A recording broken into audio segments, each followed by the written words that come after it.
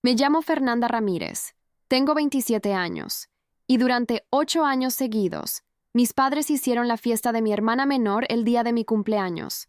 El pastel traía su nombre en betún rosa. Mi nombre no aparecía ni en las servilletas. Pero eso no fue lo peor. Lo peor tocó mi puerta 9 años después, usando el rostro de mis padres, cargando la disculpa que esperé toda la vida para escuchar. Y esa disculpa venía con un precio: la verdad sobre mi hermana. Antes de continuar, fíjate si ya estás suscrito al canal y escribe en los comentarios: ¿desde dónde estás viendo este video? Nos encanta saber hasta dónde llegan estas historias. Vivíamos en una casa sencilla de 2 pisos en la periferia de Puebla, con un jardín pequeño y un árbol de mora que mi papá siempre decía que iba a podar y nunca podó. Hasta mis 9 años, si me preguntabas, te habría dicho que mi familia era normal. Mi mamá, Rosario, trabajaba en una papelería y llevaba el catecismo en la iglesia del barrio. Mi papá, Nicolás, era electricista, un hombre de pocas palabras, de esos que juras que solo hablan cuando es estrictamente necesario. Yo era la hija calladita, la que sacaba buenas calificaciones, la que nunca daba problemas. Pero incluso los años normales ya tenían una forma extraña, y esa forma era el silencio. Entre mis 6 y 9 años, mi mamá se embarazó 3 veces, y las 3 veces volvió del hospital con la panza vacía y el rostro cerrado como una puerta con llave. Nadie nunca me explicó nada. En esa casa, los adultos no le explicaban las cosas a una niña. Mi papá solo me apretaba el hombro y decía: «Pórtate tranquila esta semana, hija, tu mamá no está bien». Entonces yo me quedaba tranquila. Aprendí a hacerme mi propio lonche, a firmar sola los avisos de la escuela imitando la letra de mi mamá, porque preguntar parecía hacer demasiado ruido en una casa que ya estaba llena de ruido invisible. Aprendí, sin que nadie me enseñara, que una hija buena era una hija que se dejaba olvidar en su propia casa. Me volví tan buena en eso que, una vez, en 3er año de primaria, mi maestra me puso falta mientras yo estaba sentada justo al frente del salón. Hoy hasta me río contando esta historia. En esa época, dolió más de lo que supe decir. En mi 9º cumpleaños, mi mamá hizo un pastel de coco con mi nombre escrito en azúcar, y mi papá cantó las mañanitas desafinado, a su manera.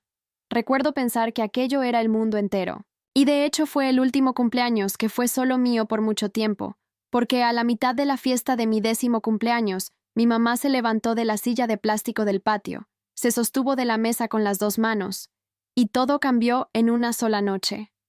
Era una fiesta sencilla en el patio. 6 amigas de la escuela, un mantel floreado, mi abuela Yolanda decorando los dulces en la cocina. Mi mamá tenía 7 meses de embarazo, y esta vez nadie se atrevía a decir la palabra bebé en voz alta, como si nombrarlo trajera mala suerte. Yo estaba a la mitad de un pedazo de pastel cuando ella se levantó sosteniéndose la panza, y vi su plato resbalar de su regazo de una forma que todavía hoy, a veces, vuelvo a ver cuando cierro los ojos. Se le había roto la fuente, 9 semanas antes de lo previsto. Mi papá salió corriendo con ella, dejando los globos todavía amarrados al portón, y mi abuela tuvo que controlar a 6 niñas de 10 años cerca del pastel como quien desactiva una bomba. Mi hermana nació esa misma noche, por cesárea de emergencia, con 31 semanas, pesando menos de 2 kilos, cabiendo entera en las 2 manos de mi papá. Le pusieron Sofía. Esa misma noche, ya tarde, en la cocina de mi abuela, ella encendió una velita en un pedazo de pastel que había sobrado y me dijo que pidiera un deseo como fuera. Recuerdo exactamente qué pedí, porque tenía 10 años y estaba aterrada. Había escuchado las llamadas. Pedí que mi hermana viviera. Soplé la vela. Sellé el trato. Ten cuidado con lo que pides en una velita de cumpleaños. El mío se cumplió por completo, y nunca me arrepentí del deseo en sí. Quiero dejar esto claro antes de contar el resto. Mi hermana vivió.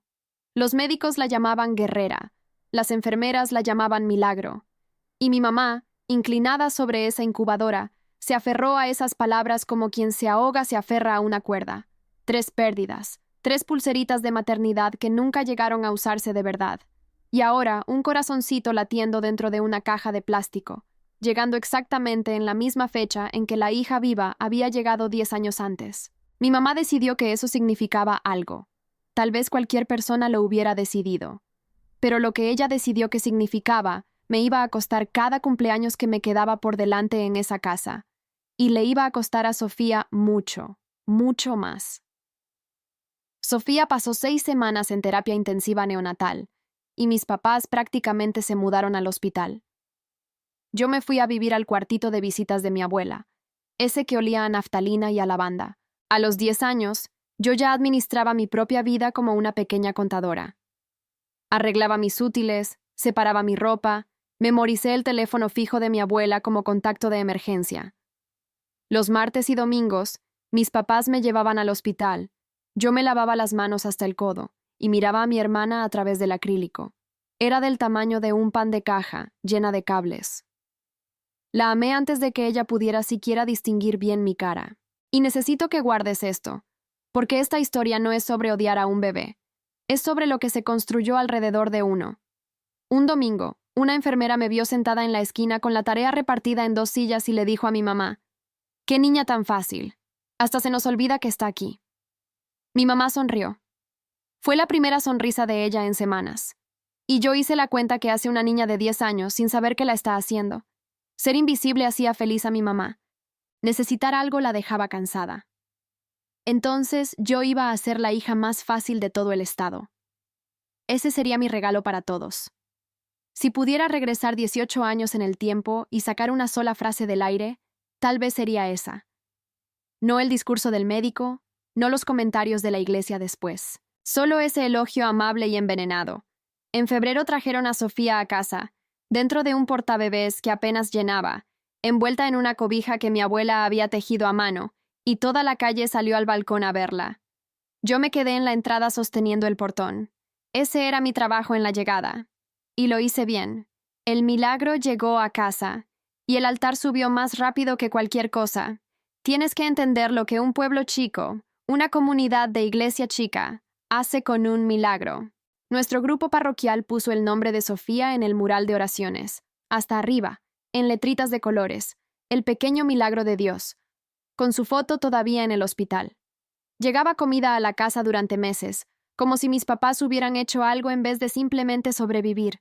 Las señoras de la iglesia detenían a mi mamá en el mercado, le tocaban el brazo, se emocionaban, y mi mamá contaba la historia de nuevo, las 3 pérdidas, la fuente que se rompió en la fiesta, la luchadora de menos de 2 kilos. Se volvió muy buena contando aquello. Noté, incluso con 10 años, que yo solo aparecía en la historia como una fecha en el calendario. La fiesta que fue interrumpida por el milagro.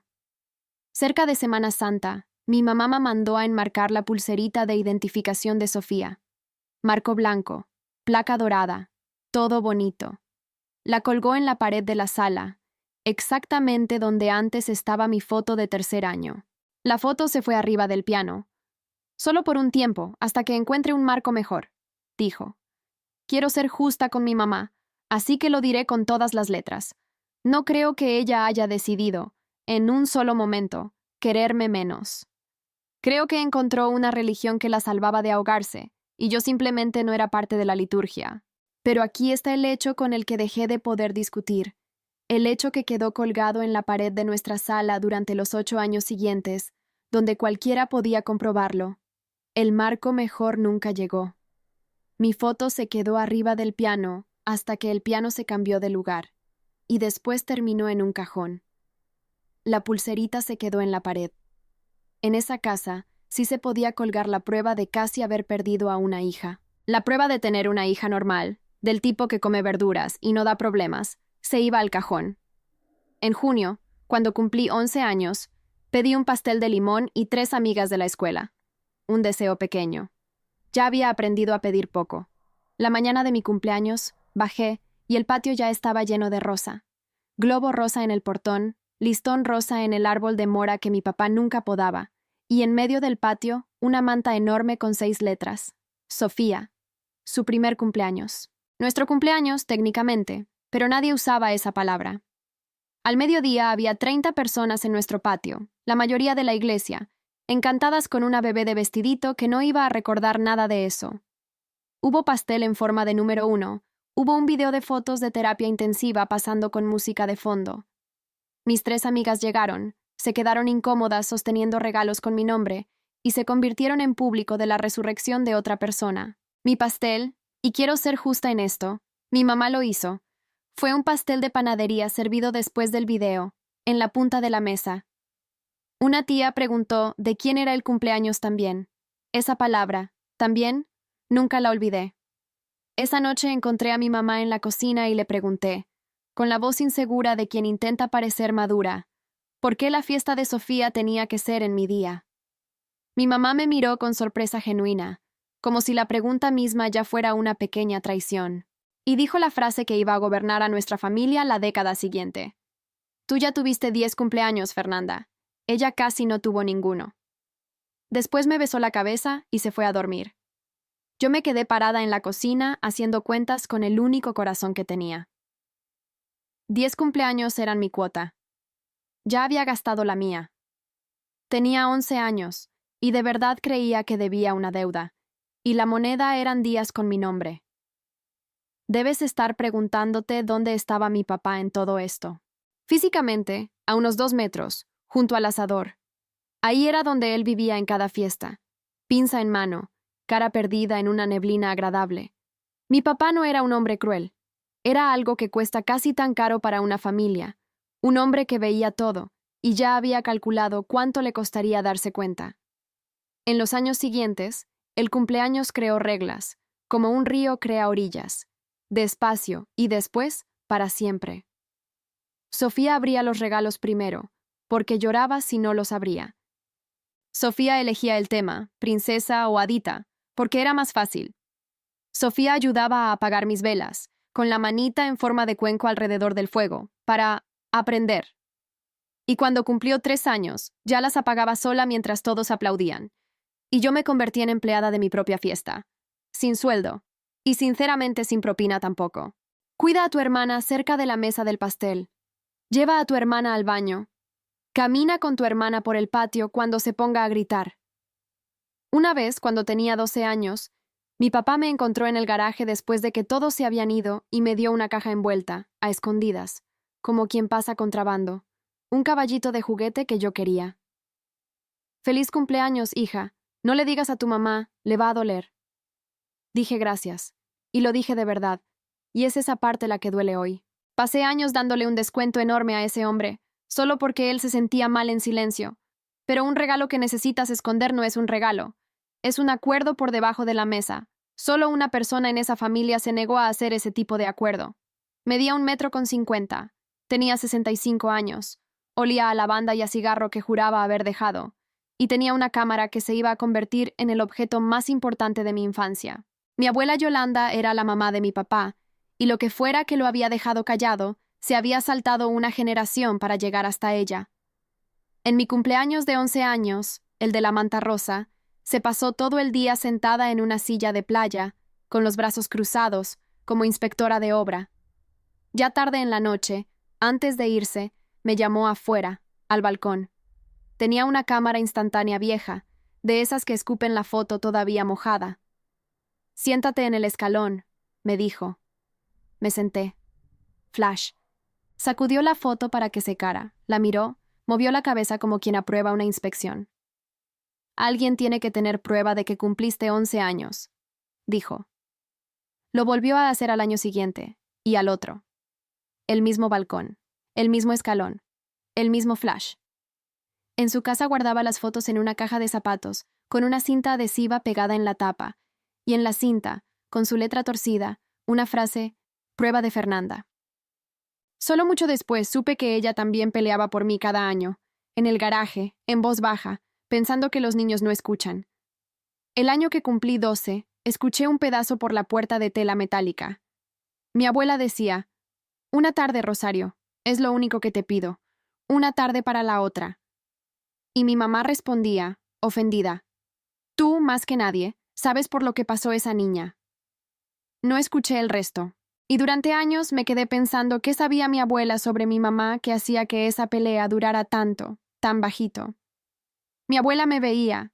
Tenía una caja de zapatos llena de pruebas. Pero un solo testigo no derriba una religión. Y en nuestra casa, mi hermana se estaba convirtiendo en una. Los años fueron pasando medio borrosos, como madera lijada que pierde el contorno. A mis 12 años, mi pastel se volvió cupcake, porque el pastel de Sofía era un castillo de 2 pisos, y el pedido en la pastelería se complicó, y el cupcake era más fácil, Y Fernanda no le importa. Fernanda nunca le importaba. Que le importara era cosa de gente cuyo día era ese. A los 13, los parientes empezaron a mandar tarjetas solo con el nombre de Sofía, porque eso fue lo que toda la familia asimiló. El 14 de junio era el día de Sofía. Mi tía Celia, que vivía en otro estado, me mandó una tarjeta aparte ese año, una semana tarde, con una nota que decía: «Perdón, mi amor, me confundí de fechas». No se había confundido. Las fechas eran las mismas. Ese era el problema entero. Y nadie, en ninguna parte de la familia, lograba verlo desde afuera, porque solo escuchaban la historia que contaba mi mamá. Los 13 también fue el año en que dejé de invitar amigas, porque ver que ellas presenciaban a mi familia exigía más explicación de la que una niña de 13 años tiene palabras para dar. Y fue el año en que empecé a contar algo. Nunca se lo conté a nadie, así que sé amable con la niña que era. Guardaba un número en la cabeza, todo el día, en mi cumpleaños. Un conteo de cuántas veces mis papás decían mi nombre en voz alta. No felicidades, solo mi nombre, Fernanda. El año que cumplí 13, el número, a la medianoche, era 0. El año que cumplí 14, dejé de contar. Me encantaría decir que dejé de contar por amor propio. La verdad es que dejé de contar por culpa de una caja de pizza, y después de esa noche, contar se sintió como rasguñar una puerta que finalmente entendí que estaba solo pintada en la pared, sin existir de verdad. Mientras yo aprendía a desaparecer, mi hermana estaba aprendiendo otra cosa. Y aquí tengo que tener cuidado, porque ella tenía 4 años, y una niña de 4 años no es una villana. En la primavera en que cumplió 4, yo saqué segundo lugar en la Feria de Ciencias de la escuela, un modelo del ciclo del agua, con nube de algodón y una bombita que había ahorrado para comprar. Lo llevé a la casa y lo puse en la mesa de la sala, con su listón y todo. Y, por una cena completa, mis papás miraron algo que yo había hecho. Sofía vio todo eso desde su sillita alta. Al día siguiente, las nubes estaban arrancadas, el tubo roto, el listón en la basura. Ni siquiera lo escondió bien. Tenía 4 años. Cuando mi mamá me encontró sosteniendo los pedazos, puso cara de lástima. Y ahí dijo el hechizo: «Ella ya pasó por tanto, hija», lo cual era una frase extraña para decir sobre una niña sana de 4 años con 200 peluches. Y también era la única oración que nuestra familia conocía. Ese mismo año, Sofía mordió a la maestra de kinder con fuerza suficiente para dejar marca, porque el círculo de conversación había terminado antes de que le tocara su turno de hablar. La escuela sugirió, con mucho tacto, una evaluación de conducta. El pediatra sugirió lo mismo. «Aquí cerca hay muy buenos psicólogos infantiles», fue la frase que llegó a la casa. Mi mamá cambió de pediatra. Les contó a las señoras de la iglesia que el médico anterior no entendía de niños especiales. Y yo la escuché por teléfono con mi tía, usando esa voz de resolver las cosas. No hay nada de malo con esa niña. Mi mamá no quería un diagnóstico. Un diagnóstico significaba que el milagro tenía un defecto. Entonces el defecto ganó una maestra particular, y después el defecto ganó una chequera, y la cuenta fue creciendo con los años, hacia todos nosotros. En mi cumpleaños de 14 años, pedí una sola cosa, y lo planeé como quien planea un asalto, no una fiesta, una cena. Pizzería sencilla, un martes, solo nosotros 4, 1 hora, sin globos. Elegí pizza porque a Sofía le gustaba, así que no habría motivo para que nadie hiciera escándalo. Se lo pedí a mi papá, a propósito, en el garaje, de hombre a hombre, sobre la podadora.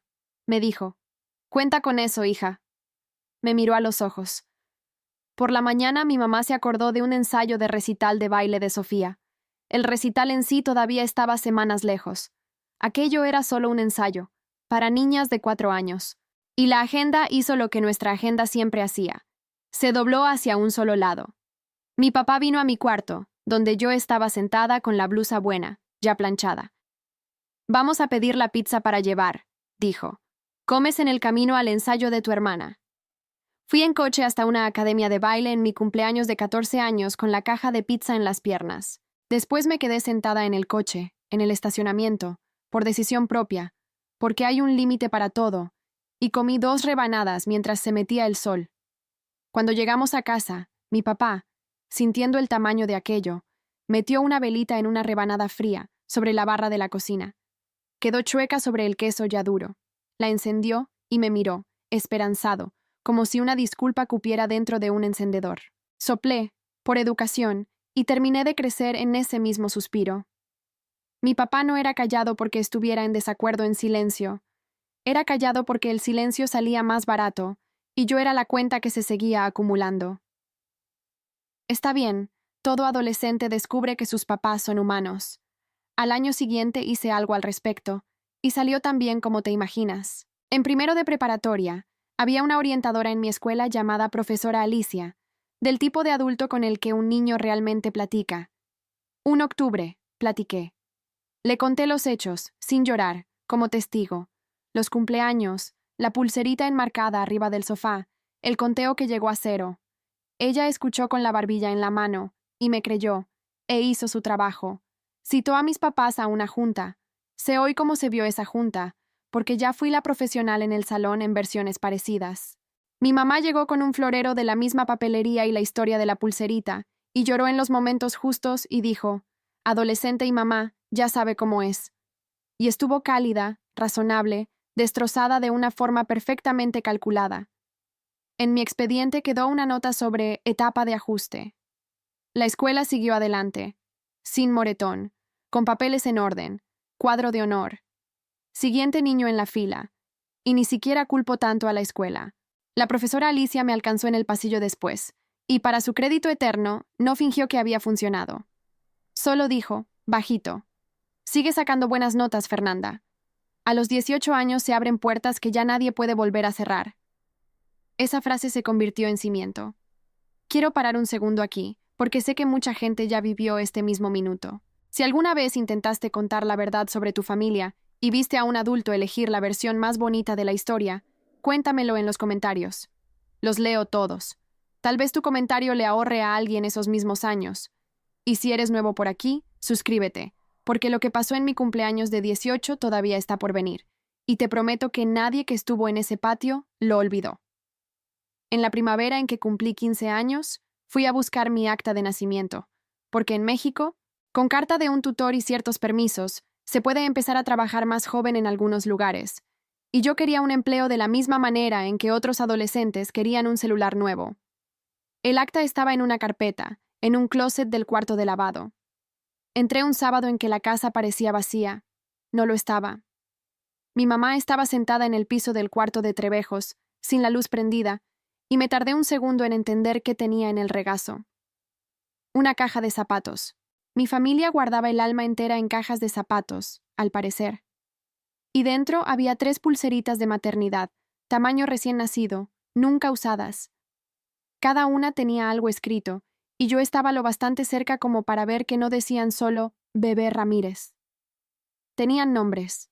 Nombres de verdad, tachados y reescritos, como si ella los hubiera revisado varias veces. 3 nombres que nunca había escuchado en toda mi vida, de 3 niños que nadie nunca me había dicho que llorara. Mi mamá no me escuchó. Pasaba el pulgar por la curva de una de las pulseras, una y otra vez, como se frota una piedra de preocupación, y su rostro no estaba llorando. Estaba haciendo algo peor que llorar. No estaba haciendo nada. Me retiré de la puerta de puntitas y me quedé parada en el cuarto de lavado con el corazón en la garganta, 15 años, cargando una verdad demasiado grande para mi edad. Mi mamá no estaba celebrando a Sofía. Estaba pidiendo perdón a 3 bebés que nunca llegaron a casa. Y Sofía era solo el altar al que ella lograba llegar. Entender eso no arregló nada de mi vida, pero reacomodó los muebles dentro de mí. No puedes odiar por completo a una mujer que se está ahogando, pero tampoco puedes seguir dejando que se suba encima de tus hombros para respirar. Mi cumpleaños de 15 años sucedió en casa de mi abuela, que ya era tradición, la de verdad, la del balcón. Cena en casa de mis papás, con pastel de panadería, después de que la fiesta de Sofía se enfriaba. Luego mi abuela me llevaba a su casa, y hacíamos el ritual, el escalón, el flash, sacudir la foto. 5 fotos en la caja, 5 Fernandas cada vez más altas contra el mismo barandal. Ese año mi abuela no cerró la tapa de inmediato. Se sentó a mi lado en el columpio del balcón, con la caja abierta en el regazo, y fue mirando una por una, como quien cuenta dinero en el banco. Después dijo la frase que cargo hasta hoy, plana y firme como herramienta de carpintero. Un milagro no debería costarle tan caro a una niña. Empecé a decir algo leal, un reflejo cualquiera sobre que mi mamá se estaba esforzando, y mi abuela solo me miró por encima de los lentes hasta que la frase murió sola. Peleé con tu mamá cada año de tu vida, dijo, y perdí cada año, así que dejamos de intentar arreglarlos a ellos y vamos a construirte una puerta a ti. Ese fue el discurso completo. Después me llevó a la fonda de su amiga, doña Carmela, y llené la solicitud de trabajo con la pluma de mi abuela. Turno de fin de semana para empezar. Cuenta de ahorros solo a mi nombre, abierta ese lunes. Estado de cuenta enviado a la dirección de mi abuela. Idea mía. Y ella la aprobó como cómplice, sin hacer ni una sola pregunta. Cada propina entraba a esa cuenta. En la tapa de la caja de zapatos, por dentro, mi abuela escribió una fecha a lápiz, bien pequeña, donde la cinta no la tapaba. Mi cumpleaños de 18 años. No estábamos planeando una fiesta. Estábamos planeando una salida, 3 años antes de tiempo. Me encantaría decir que el plan salió perfecto. En su mayor parte, sí. Lo que no logró proteger fue mi cara a los 16, ni mi futuro a los 17. Y voy a contar los dos, en orden. A los 16 se suponía que era el examen de manejo. Había tomado clases con dinero de propinas. Programé el examen práctico para el día de mi cumpleaños. Clásico, ¿no? Y los dos dijeron que iban a ir. Ninguno fue. Surgió un casting para un comercial de muebles. Necesitaban niñas fotogénicas. Y Sofía, con 7 años, era fotogénica. Y alguien tenía que llevarla. Y ese alguien terminaron siendo los dos. Mi abuela me llevó. Pasé a la primera. Me estacioné en batería con precisión. El examinador llegó a decir: fue el cumpleaños de 16 años más tranquilo que he visto este año en esta silla. Guarda esa pequeña victoria en la cabeza, porque ahora viene la noche. Pastel de panadería en la mesa de la cocina. Sofía, recién llegada del casting, emocionada después de una tarde de gente aplaudiéndole. Mi abuela puso un solo cupcake frente a mí, una vela, y dijo: este es solo tuyo, una frontera del tamaño de un cupcake. Sofía estiró la mano hacia la vela. Mi abuela la apartó, tranquila como guardia de tránsito, y dijo: esta no, mi amor. Y mi hermana, 7 años, criada por cada adulto a su alrededor para creer que el mundo aplaudía bajo pedido, tomó el tenedorcito de plástico y me lo pasó por la mejilla. El diente del tenedor se rompió. Gritó tan fuerte que el perro del vecino empezó a ladrar. Hubo sangre mía, para que quede claro. Y, en medio del caos, mi mamá cargó a Sofía, apretó a la niña llorando contra su pecho, se volteó hacia mí, sosteniéndose la propia cara, y dijo: ¿qué le hiciste? Tengo una cicatriz delgada cerca del ojo izquierdo. Necesitas saberlo para buscarla. A los parientes les contaron que me había caído. Escuché a mi mamá decirlo por teléfono esa semana. Fácil, como quien lee una receta de pastel.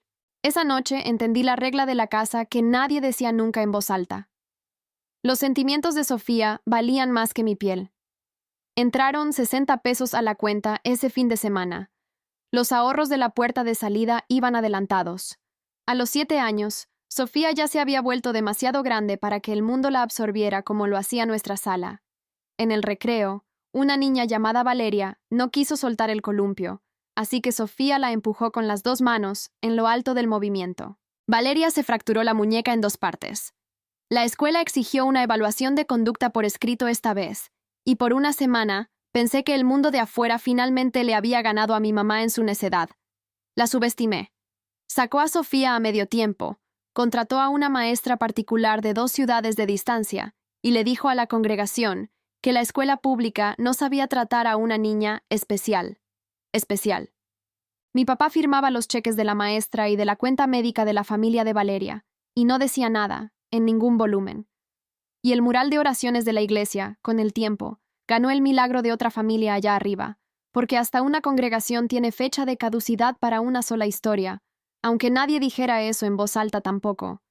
En esa época presencié algo que nunca pude borrar. Pasando por la puerta entreabierta del baño, vi a Sofía parada en el banquito, frente al espejo, 7 años, ensayando caras.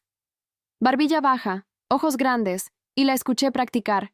Ya pasé por tanto, 2 veces, ajustando el tono entre una y otra, como quien practica escalas en el piano. Había tomado la oración de mi mamá, y la había convertido en herramienta, de la manera en que un niño convierte en herramienta cualquier cosa que le pongas en las manos, porque nadie nunca le había puesto otra cosa. Todo el mundo seguía preguntando qué tenía de malo Sofía. Nadie preguntaba con qué la estábamos construyendo. Tenía 17 años cuando la respuesta empezó a asustarme más de lo que me lastimaba.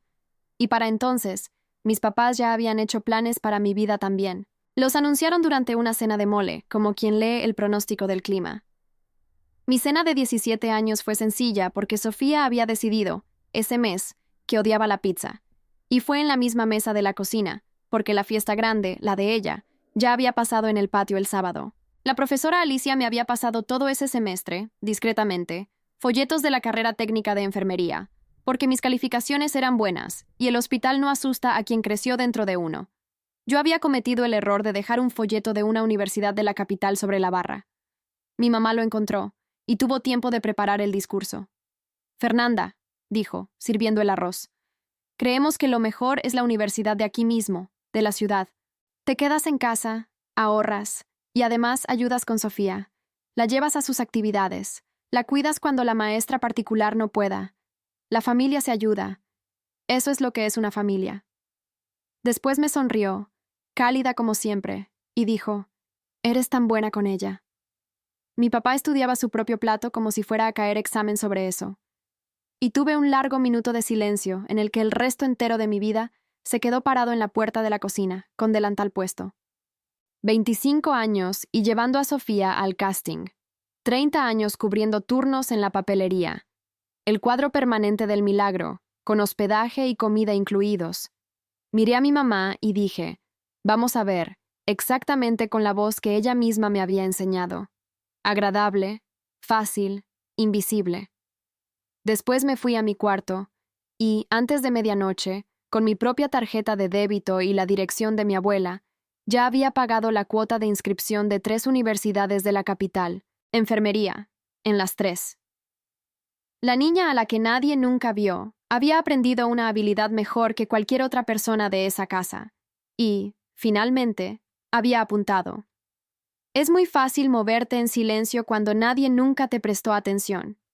11 meses después de la fecha escrita en la tapa de la caja, mi mamá colgó una manta. Y así fue como mi cumpleaños de 18 años terminó teniendo un público de 40 personas. Mi abuela Yolanda iba a cumplir 70 años esa misma semana de junio. Y por una vez, toda la familia, repartida por distintas ciudades, se organizó para llegar a Puebla al mismo tiempo. Mi tía Celia vino de otro estado con mis primos. Mi tío Marcelo, hermano de mi mamá, vino con su esposa. Suma a la gente de la iglesia, los vecinos, doña Carmela de la Fonda, y tenías la reunión más grande que nuestro patio había intentado nunca. Mi abuela negoció los términos ella misma, y la escuché dejarlo claro en nuestra cocina, con la voz que usaba con los repartidores. Una sola fiesta, Rosario. Una tarde, los 2 cumpleaños, los 2 nombres, y hablo en serio. Mi mamá dijo, «Claro, mamá», como si ella fuera la parte ofendida. Y yo hice algo para lo que ya me había entrenado a no hacer desde hacía años. Dejé entrar un hilito de esperanza. 18 años parecía demasiado grande para ser borrado. Graduación 2 semanas antes. Carta de aceptación de la Universidad de la Capital, ya escondida en casa de mi abuela, como contrabando. Hasta nuestra familia, pensé, no iba a poder cantar por encima de eso. El viernes anterior, empezaron a llegar los coches. La camioneta de tía Celia, la pick-up de tío Marcelo. Yo estaba en mi cuarto cuando escuché la escalera de aluminio rasguñando el piso del patio. Me asomé por la ventana y vi a mis papás colgando la manta juntos, la lengua de fuera de tanta atención, con el cuidado con el que otros padres cuelgan luces de Navidad. Manta personalizada, letras doradas sobre fondo crudo. Decía, celebrando nuestro milagro. Un nombre abajo. 10 años de práctica. Y aún así escribieron mal el nombre de la homenajeada. Sofia. Me quedé parada en esa ventana y sentía la esperanza doblarse sola, pequeña, ordenada, como si ya supiera lo que venía. Después fui y cerré la cinta de la caja de zapatos para la mudanza. Se iba conmigo de todos modos. El sábado llegó caluroso, típico de junio, y como a las 2 de la tarde nuestro patio tenía más familia reunida de la que había visto en toda mi vida. Celia y los niños, Marcelo y su esposa, Vera, primos que solo veía en fotos de Navidad, doña Carmela, que me había dado el día libre y un abrazo que significaba algo. Y mi abuela, 70 años esa semana, dirigiendo el macetero de rosas con la cámara instantánea colgada del cuello, porque tradición era tradición, con balcón o sin balcón. Por un minuto, con la carne asada ya lista y las hieleras sudando, casi pasaba por lo que probablemente los vecinos pensaban que era. Luego empezabas a notar los detalles, como cuando uno lee un cuarto en el que creció. El pastel de la mesa principal era de 2 pisos, hecho en pastelería, y decía, «Feliz cumpleaños, Sofía», en flores de repostería. No había segundo pastel. En la mesa de regalos había una montaña envuelta en papel rosa, y, en una esquina, un sobre blanco con mi nombre en la letra de mi mamá. Ya sabía que había adentro. 100 pesos y una tarjeta con un pajarito, porque seguramente la papelería no tenía otra opción. Mi tía Celia se quedó parada en la mesa de regalos un buen rato, dio una vuelta por el patio, y regresó cerca de mi mamá con voz baja, pero no lo suficientemente baja. Rosario. ¿Y el pastel de Fernanda? Son sus 18 años. Y mi mamá, sirviendo huevo relleno en un platón, respondió sin ni siquiera levantar la vista, con el tono de quien explica una regla de estacionamiento. Ay, Fernanda ya es adulta ahora, no necesita tanto alboroto. Vi el rostro de mi tía cambiar, despacio. Vi a la esposa de mi tío mirarlo a él. 40 personas. Y por primera vez en una década, algunas empezaron a hacer cuentas. Mientras tanto, mi abuela subió por más rollo para la cámara, apretándome el brazo levemente en el camino. Esa cámara nunca volvió a la caja de zapatos entera. Al final de la tarde, mi papá golpeó su anillo contra la botella de cerveza, que, en el idioma de Nicolás Ramírez, era prácticamente una rueda de prensa. Pasó el brazo por la cintura de mi mamá y anunció la noticia emocionante. Iban a remodelar la casa a mediados de ese año. Sofía hizo una pausa para dejar que todos le sonrieran a ella. Por fin iba a tener el cuarto de sus sueños, con tocador y todo. Me iban a dar mi cuarto a mí, dijo, ya que de todos modos me iba a ir. Así fue como descubrí que mi partida ya había sido absorbida por la historia de la casa. No discutida, no sentida, solo reaprovechada, un lugar ya ocupado antes de que el inquilino se fuera. Algunas personas aplaudieron, sin mucha convicción. Mi tía no aplaudió. Y Sofía, 8 años, llena de azúcar, en el pico de la tarde más larga de atención compartida de su vida, escuchó ese aplauso caer sobre algo que no era ella, y salió a buscar el motivo. El motivo era mi abuela, arrodillada frente a mí cerca de las rosas con la cámara en alto, diciendo: 18, mi amor, sonríe como quien tiene a dónde ir. Mi hermana cruzó el patio como una tormenta. Yo primero, dijo. Hazme a mí primero. Mi abuela, firme como siempre, dijo lo de siempre. Ahorita, mi amor. Esta es la vez de Fernanda. Y Sofía agarró la cámara, la agarró de la correa mientras todavía estaba colgada del cuello de una señora de 70 años, y jaló 2 veces con fuerza. Los lentes de mi abuela se torcieron. Su rodilla golpeó la piedra del patio cuando la correa se rompió, y mi hermana levantó la cámara sobre su cabeza, con las 2 manos, y la tiró al suelo. La cámara se hizo pedazos como se hacen pedazos las cámaras viejas, en partes con nombre, la tapita, la bisagra, la foto a medio revelar de mí volando, blanca y arruinada. Silencio. Una respiración entera de ese silencio. 40 personas mirando. Después mi mamá cargó a Sofía, ya narrando. Está agotada. Fue un día muy grande para ella. Y mi papá fue por la escoba. Nadie volteó a ver a mi abuela. Nadie volteó a verme a mí. Algo dentro de mí, la parte que había pasado 8 años doblándose cada vez más pequeña, se rasgó de una vez, justo en el pliegue. No grité primero. Quiero dejar esto registrado, porque todos recuerdan el grito y nadie recuerda la caminata. Ayudé a mi abuela a sentarse en una silla.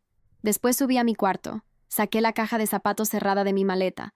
Bajé por la cocina y la puse encima de la mesa de regalos, junto a la montaña de papel rosa. Me temblaban las manos, pero no la voz. Todavía no. Tengo algo que mostrarles a todos, dije, y abrí la cinta. Extendí las fotos instantáneas de mi abuela en fila, como un juego de cartas. 7 cumpleaños de balcón, más la foto que había tomado esa misma mañana, por la ventana de la cocina, conmigo en el fregadero, sin saberlo. Esta soy yo cumpliendo 11 años, dije. Mi abuela la tomó en su balcón, a las 9 de la noche, porque en la fiesta de ese día, esa de ahí, la manta decía Sofía. Esta es la de 12. Cupcake, porque mi pastel se complicó. 13. Fue el año en que la tarjeta dejó de venir con mi nombre. A los 14 no tengo foto de fiesta, así que es el balcón otra vez. Mi cena de cumpleaños ese año fueron 2 rebanadas de pizza dentro del coche, en un estacionamiento de academia de baile. 15. 16. Miren bien la de 16. Hay una marca cerca de mi ojo. Le dijeron a todos que me había caído. Fue un tenedor, por un cupcake. Mi voz iba subiendo ahora, 10 años de silencio desmoronándose frente al huevo relleno, y me volteé hacia mis papás y señalé la ventana de la sala. Hay una pulserita enmarcada en esa pared, dije, donde antes estaba mi foto de tercer año. Pregúntenles cuándo volvió la foto a su lugar. Pregunten qué dice esa manta. Pregunten de quién es el cumpleaños en el pastel de mi fiesta de 18 años. Mi mamá dio un paso al frente, pálida, y fue a buscar la cuerda vieja. Fernanda, hija, ya tuviste tantos cumpleaños. Y yo finalmente, lo dije lo suficientemente fuerte como para llegar hasta la barda del vecino. 8 años comprimidos en una sola frase. Yo existí todo este tiempo. El patio se quedó tan quieto que oía el crujido del asador enfriándose. Ustedes no perdieron 3 bebés y ganaron un milagro, dije, más bajo, lo cual de algún modo sonó más fuerte todavía. Ustedes perdieron 3 bebés y tiraron a la hija que tenían. Y yo casi nunca tuve mamá. Eso no se pone en ningún pastel. Nadie se movió. Después la voz de Sofía llegó desde en medio de los regalos, genuinamente confundida, preguntando: ¿por qué todos la están viendo a ella? Y 40 personas escucharon a la máquina decir la parte callada con su propia boca. Recogí mis fotos. Dejé el sobre. Es para la homenajeada, dije, y me fui adentro hacia arreglar la maleta. Mi tía Celia subió mientras yo cerraba el cierre, y no vino con discurso de «todo es un malentendido». Anotó su número de celular en el reverso de un recibo de gasolina, como quien pasa contrabando, y me lo dobló en la mano. «Me llamas, hija», dijo. Abajo, se veía a mi tío Marcelo parado con mi papá cerca del asador, sin hablar, con esa forma que tienen los hombres de dejar que el silencio sea la conversación misma. La gente de la iglesia se fue saliendo temprano, en grupitos, haciendo sus propias cuentas en el camino a casa. Mi abuela esperaba en su coche con el motor prendido. El único obstáculo estaba en la puerta principal, y era mi mamá, brazos cruzados, maquillaje ya corrido. Y aquí está la parte que resume todo sobre la casa en la que crecí. Se quedó entre la salida y yo en mi cumpleaños de 18 años, después de todo aquello. Y la frase que eligió fue: ¿le estás haciendo esto a Sofía? A Sofía. Miré a mi mamá por un largo segundo, y la rodeé con cuidado, como quien evita pintura fresca. Dormí esa noche en el cuarto de visitas de mi abuela. Lavanda y naftalina, el aire más libre que había respirado.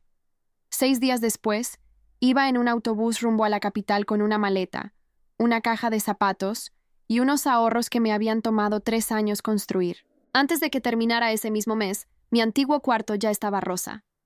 Voy a contar la década rápido, porque yo la viví despacio, y ese era el sentido entero de todo. Capital. Un departamento compartido con una chica llamada Marina Torres, que trabajaba en el mismo restaurante que yo y se convirtió en la hermana que sí pude elegir. Prepa abierta mientras trabajaba, después la carrera de enfermería, después el examen profesional. A los 22 era enfermera titulada. Y sí, ya hice esta cuenta en voz alta en terapia. Hoy trabajo en pediatría de un hospital, y mi turno consiste en asegurarme de que el niño enfermo esté bien atendido, y de asegurarme de que el hermano sano, sentado en la esquina del cuarto, reciba una paleta y a alguien que le pregunte cómo le fue en el día. Es curioso cómo uno elige profesión. Los cumpleaños los reconstruí desde cero. Cada 14 de junio, Marina hace un pastel de limón con la receta de mi abuela, y mi nombre queda escrito en azúcar, bien hecho, letra por letra. La primera vez que lo hizo, tuve que salirme de la cocina un minuto. El contacto con mis papás se redujo hasta volverse tarjeta navideña. Una frase de mi mamá, con su letra bonita, deseándome que estuviera bien. Mi abuela me visitaba en autobús, rápida e imparable, hasta que mis primos empezaron a llevarla en coche. Toda la familia se reacomodó después de esa fiesta. Mi mamá llamaba tal vez 2 veces al año, cumpleaños y Navidad, por obligación. Mi tío Marcelo dejó de ir a Puebla del todo. La gente de la iglesia se dispersó, la comida empezó a llegar para la tragedia más nueva, y el mural de oraciones cambió de familia. El altar estaba perdiendo congregación, pero lo que habíamos construido encima de él se estaba volviendo adolescente, y estaba descubriendo que el mundo de afuera no aplaude bajo pedido. El mundo de afuera corrige con mucho más rigor que eso, y mi hermana nunca había recibido ni un lápiz en la mano. Las noticias me llegaban por mi abuela y mi tía, en pedazos, a lo largo de los años, y se leían como una tormenta ganando categoría en cada temporada.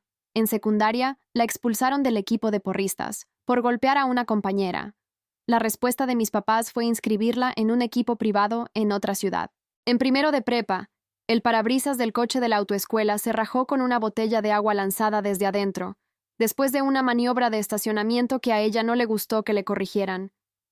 La chequera de mi papá lo resolvió. Los cheques se fueron haciendo más grandes conforme ella crecía. Esa era la estrategia entera de crianza, una lista de precios para el dolor de terceros. Cada cambio de escuela venía con la misma explicación de mi mamá, pulida de tanto uso. Los maestros de hoy en día, esa niña ya pasó por tanto. En algún momento por ahí, mi papá empezó a dormir en el sillón. Mi abuela me lo contó sin rodeos, tomando café, como quien reporta una grieta en los cimientos. 26 años de matrimonio sostenidos por una historia que ninguno de los dos ya podía dejar de contar. Y la historia se estaba comiendo la casa por dentro. Yo seguía todo eso a 700 kilómetros de distancia, con el estómago apretado en un nudo que reconocía desde la infancia. Uno logra salir de la fábrica. La fábrica sigue funcionando sin ti. Su mejor producto ya tenía 16 años, 1,70 m, bonita, y absolutamente segura de que el mundo le debía aplausos. Y el mundo, misteriosamente, había dejado de pagar.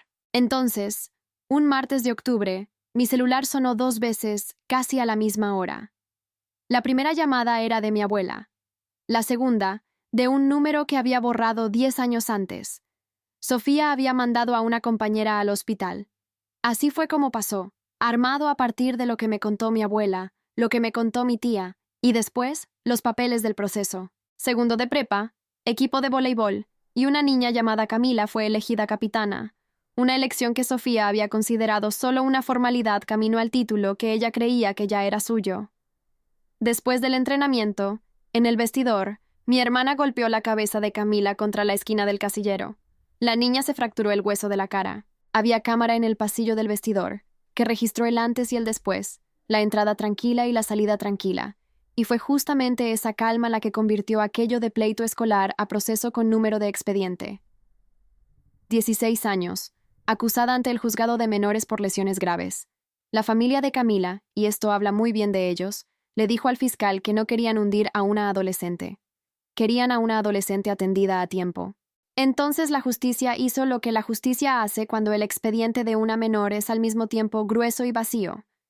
Antes de decidir entre libertad asistida en casa o internamiento en un programa terapéutico, el juez pidió una evaluación psicológica completa y un estudio social, lo que significaba una psicóloga nombrada por el tribunal, la doctora Marisol Vega, entrevistando a todo el que conociera a esa familia, papás, abuela y la hermana adulta que había vivido en esa casa 18 años.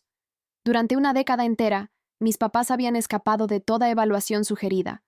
Pediatra, kinder, dirección escolar, todo desviado, comprado o rezado hasta que pasara. Ahora venía una con un juez detrás, y no había médico que cambiar. Recibí la carta con la fecha de la entrevista y me quedé mirándola en la mesa de la cocina un buen rato. Solo existía una persona viva que había visto la línea de producción entera, de principio a fin, desde adentro del edificio. Yo.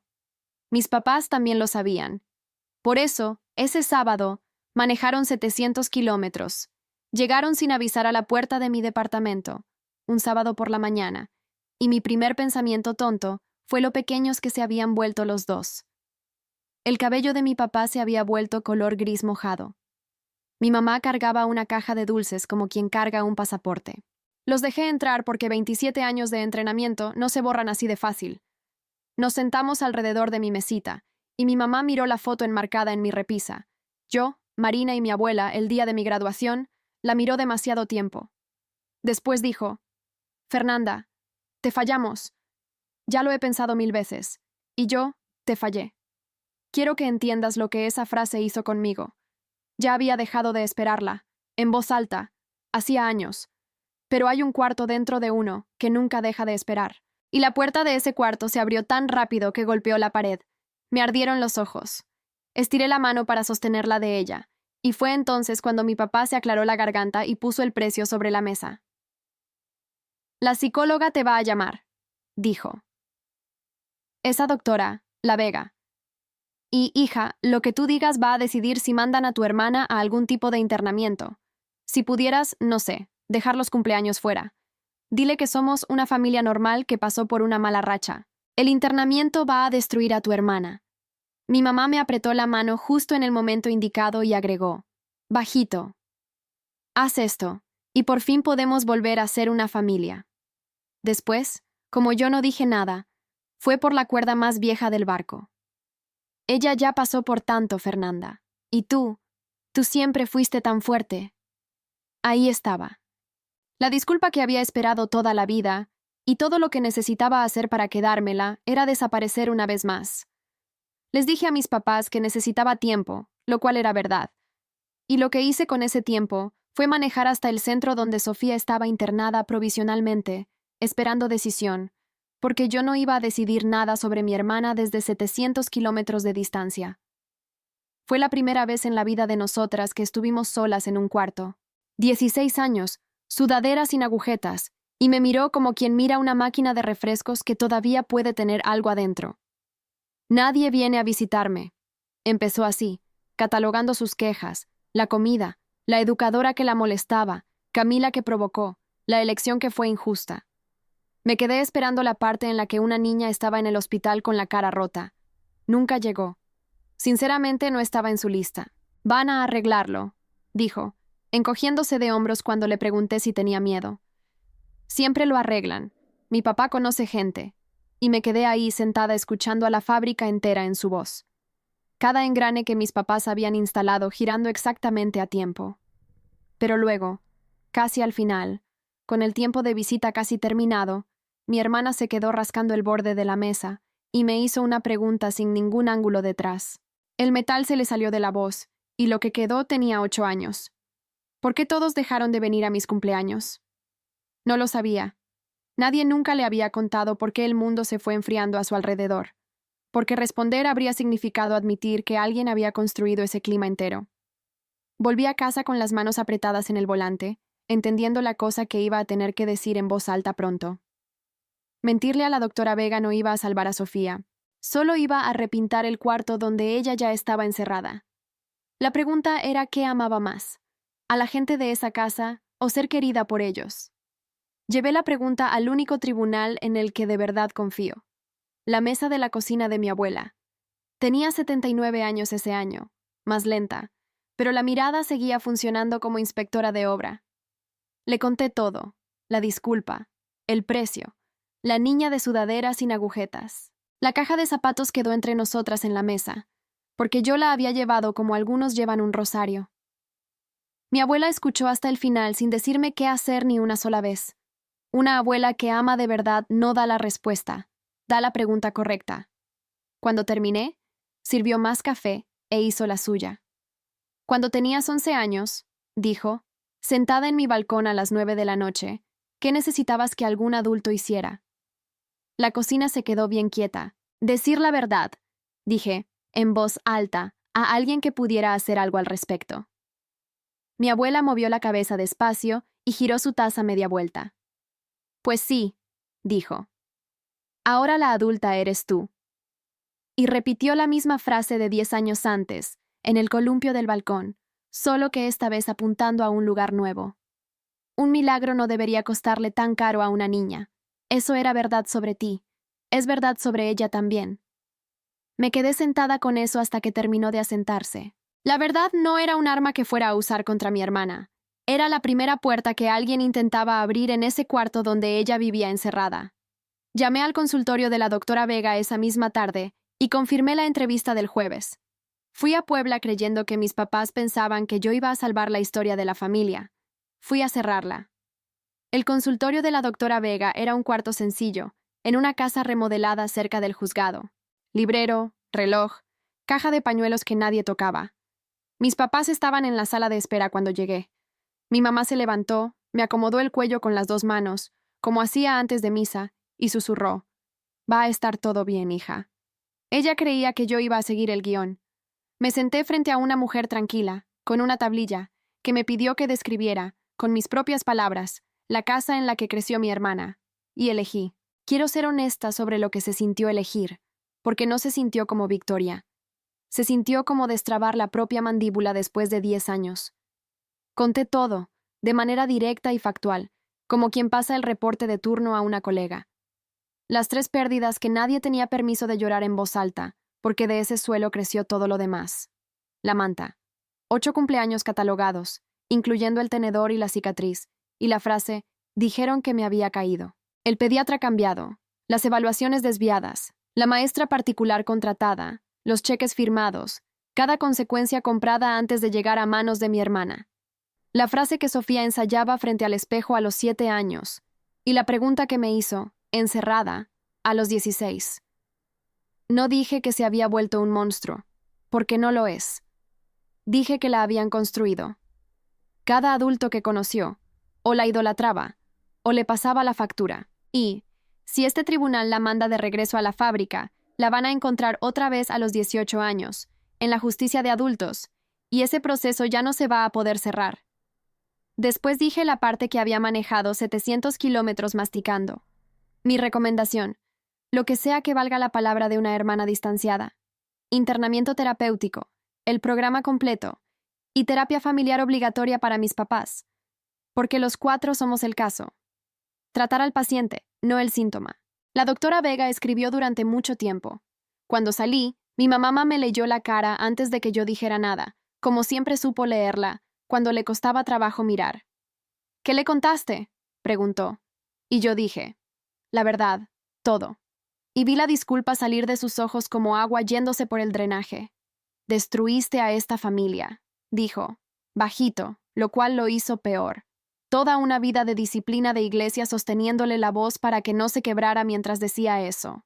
Tal vez, en otro momento, esa frase me habría doblado en 2. Tomé mi abrigo. «No, mamá», dije. Por fin dejé de ayudarlos a esconder el desastre.